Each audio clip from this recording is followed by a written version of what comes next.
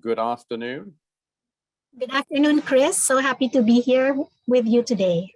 You're very kind. Thank you for your time. And I think we have approximately 15 minutes, so let us begin. I hope you can hear me clearly. Yes, you're very clear. Thank you. So first of all, I noted in the presentation the reference I had to say, of course, to the UK and the 65% at the end of August. And I think they've even pushed further. And of course, this is the key, obviously, in certain countries to opening up. And then I think the Secretary mentioned you're looking at, obviously, what could be done about encouraging or moving forward with international tourism and arrivals to the Philippines. So could you give us some ideas or indications on that? Because I'm sure that will be a key for many of our people here today. Thank you. Okay. Well, in terms of, thank you very much for that question, Chris. And in terms of international tourism arrivals, right now, of course, the borders remain still closed for the leisure travelers.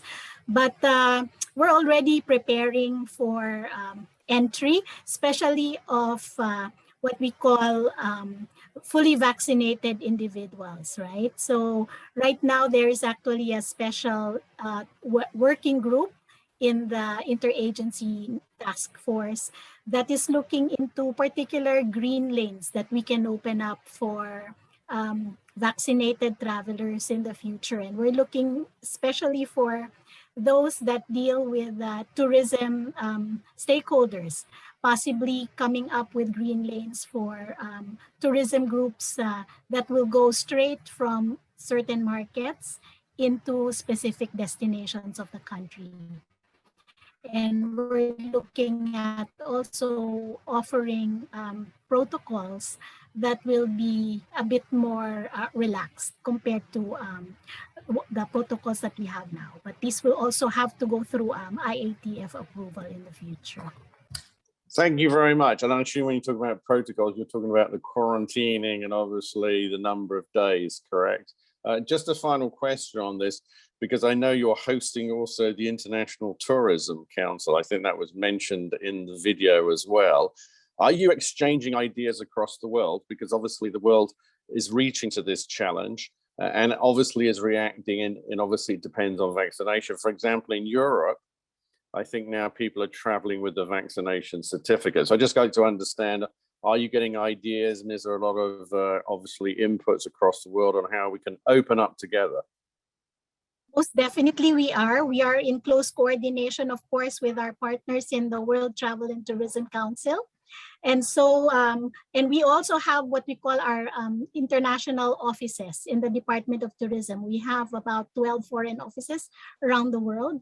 And so we're also in coordination with them about best practices, about digital technology that has been instituted. We are familiar with the EU COVID certificates and also with IATA's travel pass. So we're looking at, how do you call that, interoperability with our own systems here in the Philippines. As you know, we're also in the process of putting together a vaccine passport for our own needs here in the country. So we're exploring these avenues now to be able to make travel a bit more convenient across various destinations and markets.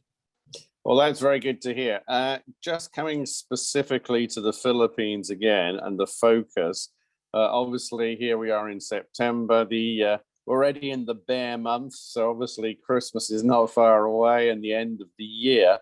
What is your key focus, would you say, Undersecretary, for the next 3 months, bearing in mind, and it was highlighted during the presentation, that domestic tourism is actually obviously a very large factor for the Philippines? Well, as the Secretary mentioned in her speech, we're really focusing on vaccinating our tourism frontline workers. And this is in preparation for the reopening of our travel destinations. As you know, right now, there are quite a number that are already starting to open up. And so we want to prepare for that reboot by safeguarding our own host communities and the tourists as well by vaccinating our frontliners. But aside from that, we're also doing quite a number of upskilling programs and trainings to prepare also our stakeholders for new normal ways of doing things. In fact, I just wanted to share with you one of the products that the Philippines is also popular for would be learning English in the country. But during the pandemic, we've had to reboot this, and in the meantime, hold the Learn English programs online. So we've had a partnership with British Council, for example, to conduct trainings on how to teach English online. So programs like that are also helping our stakeholders. We're also retraining our tour guides in various language learning courses so that they will be equipped when the international borders will start opening. So these are some of the things that we've done. Of course, promoting confidence for the international markets. We're also sustaining our presence in travel fairs and doing business-to-business meetings with our partners in the market so that we are not forgotten by these various markets. And in fact, many of the hotels, I just wanted to mention this, many of our hotel partners here in the Philippines are already taking part in these B2B and business-to-business and selling missions that the Department of Tourism organizes.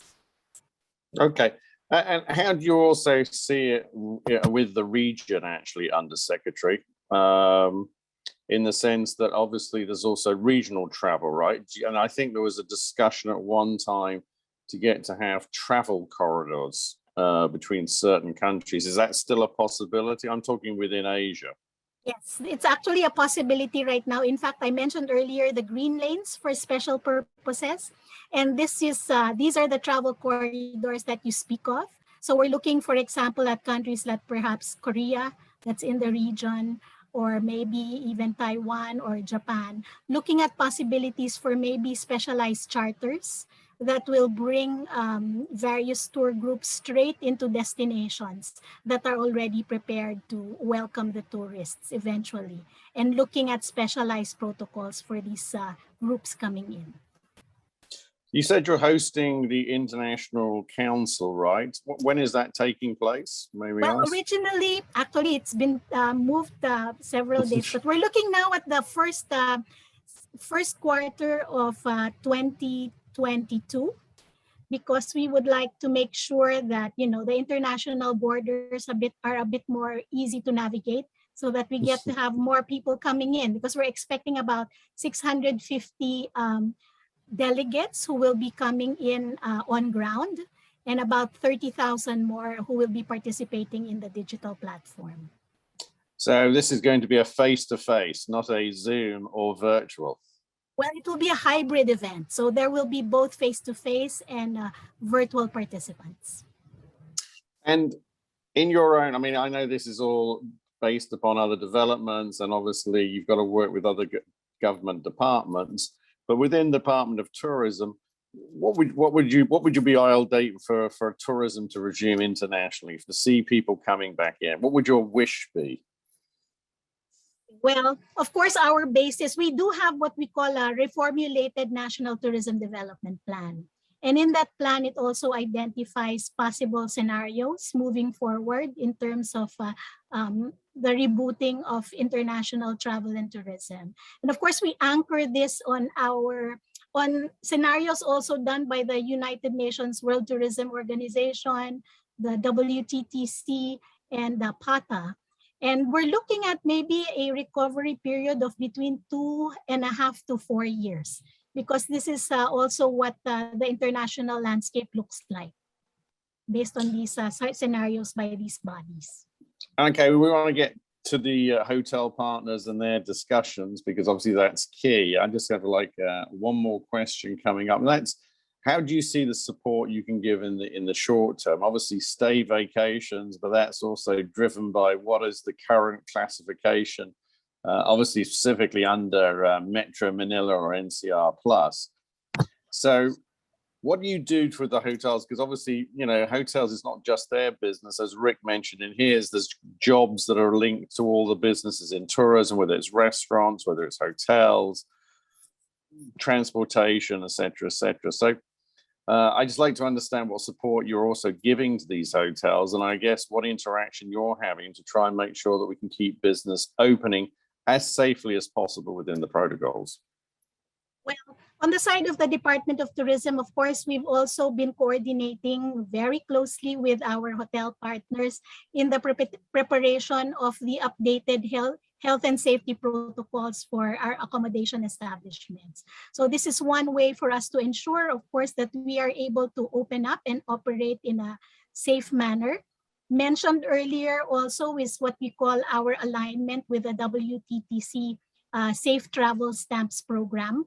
This is a way for our hotels to be able to, come up with protocols that are aligned with international standards. And if you are awarded this safe travel stamps by a global partner like the WTTC, then it sort of encourages and promotes more visitor confidence, because you know that the way that we conduct our business here in the Philippines is aligned with global standards. So these are some of the things that we're doing in cooperation with our hotels. Well, look, Undersecretary, I'd like to thank you today for answering these questions. Obviously, the wish of the British Chamber, and I'm sure of many business groups, is that international tourism returns as soon as possible. That would be a great achievement. And I would just like to encourage you, and we're very much welcoming, obviously, the use of green lanes and protocols, and looking at what the UK is doing, if I may say, and the EU, because obviously, tourism, I don't think it's fully recovered. That's way off yet, but it's certainly started to see a growth. And the final thing, I think that was mentioned, there is a tremendous interest in people to travel, understandably. And I think the word used was cabin fever. And I think we can all feel and share with that. So on that note, I'd just like to say thank you to you for your time today. It's very gracious of you. And we just like to say thanks again to Secretary Bernadette Romulat-Puat, obviously, for the presentation that was given. And we wish you all the best and good luck driving and helping the Philippines to grow and bring tourists back. Thank you, Undersecretary Verna. Thank you very much, Chris, for organizing this event. We thank the British Chamber of Commerce in the Philippines and also Santos Knight Frank for this very informative session. Thank you very much.